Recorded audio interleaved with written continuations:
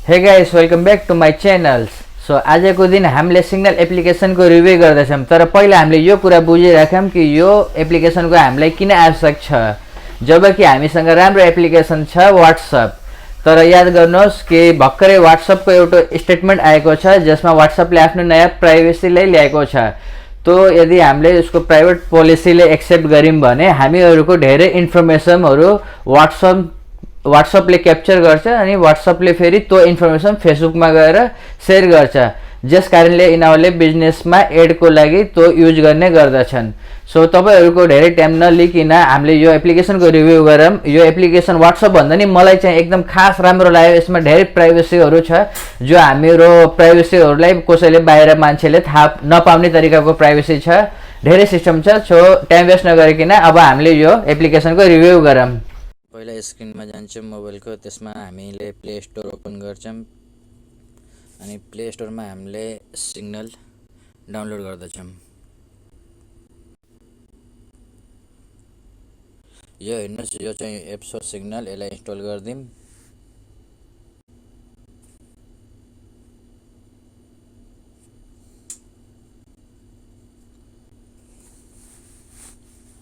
तपाईँको apps download हुँदैछ। अहिले डाउनलोड भएपछि ओपन गरिदिउँ, यसलाई कन्टिन्यू गरिदिउँ। यसमा ब्याकअप पनि लिन सकिन्छ, रिस्टोर गर्न सकिन्छ, तर मैले यो फर्स्टचोटि डाउनलोड गर्दैछु। सो कन्टिन्यू गरेँ। एक्सेस योर कन्ट्याक्टलाई एक्सेस गर्न दिउँ, अलाउ गरिदिउँ। फोन कललाई पनि अलाउ गरिदिउँ। त्यहाँपछि हामीलाई यहाँ कन्ट्री कोड हाल्ने हो अनि मोबाइल नम्बर हाल्ने हो। सो कन्ट्री कोड हालौँ। अब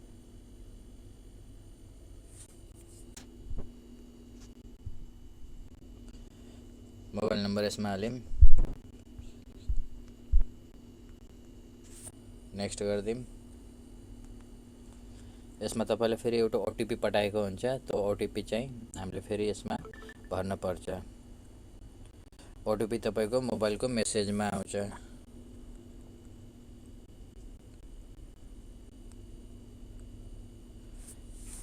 जसले कि एप्लिकेसनले तपाईँको ओटिपी भेरिफिकेसन गर्छ, त्यसपछि स्टार्ट हुन्छ। तपाईँले यहाँ फर्स्टमा 4 पिन हाल्ने प्लानिङ दिन्छ, त्यो भएर तपाईँले पिन जे पनि हाल्न सक्नुहुन्छ, 4 अङ्कको।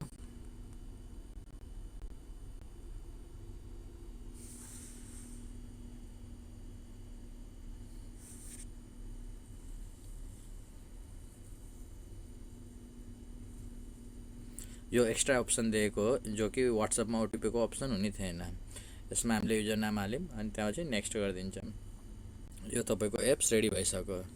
सो यसमा के फङ्सन छ त भनेर हेर्ने बेलामा यो तपाईँको क्यामेराको अप्सन हुन्छ।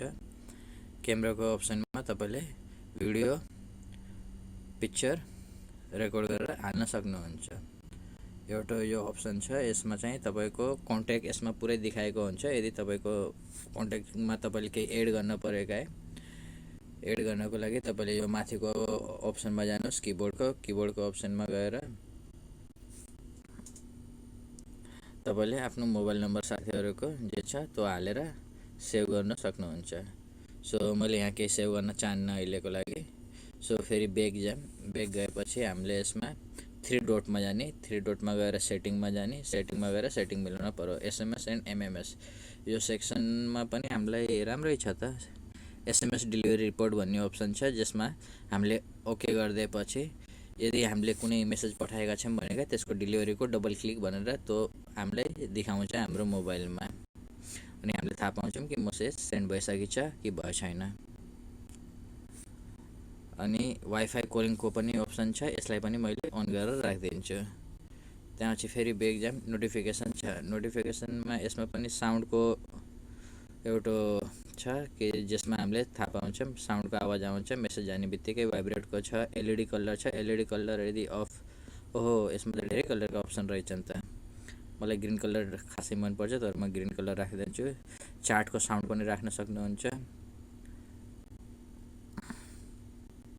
त्यहाँपछि कलमा पनि कलको नोटिफिकेसन अन गर्न सकिन्छ। रिङटोन पनि लगाउन सकिन्छ कि यदि एप्लिकेसनको थ्रु, सिग्नल थ्रु फोन आयो भने त्यसमा कुन रिङटोन युज गर्ने हो भनेर।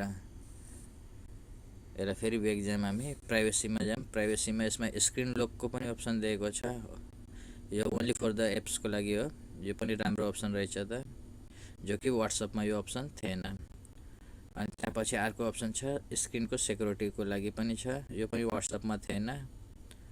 कम्युनिकेसन अलवेज रिड रेली कल, ओके, रिड रिसिप्ट, यो पनि अप्सन छ। यदि यो अप्सनमा तपाईँले गएर अफ गर्नुभयो भने तपाईँले यसमा थाहा पाउनुहुन्छ कसैले तपाईँको मेसेज रिड गरेछन् कि रिड गरेका छैनन्, अथवा सामुन्नेवालाले नै यो थाहा पाउँछ कि तपाईँले उहाँको मेसेज रिड गर्नुभएछ कि रिड गर्नुभएको छैन भनेर। यो टाइपिङ इन्डिकेटर पनि छ, यसलाई पनि अन अफ गर्न सकिन्छ, जसमा कसैले उताबाट मेसेज गर्ने बेला हाम्रो स्क्रिनमा देखाउँछ कि मेसेज टाइपिङ हुँदैछ भनेर। त्यो अप्सन पनि तपाईँले अफ अन राख्न सक्नुहुन्छ। यो पनि राम्रो अप्सन छ, जो कि वाट्सएपमा यो अप्सन छैन।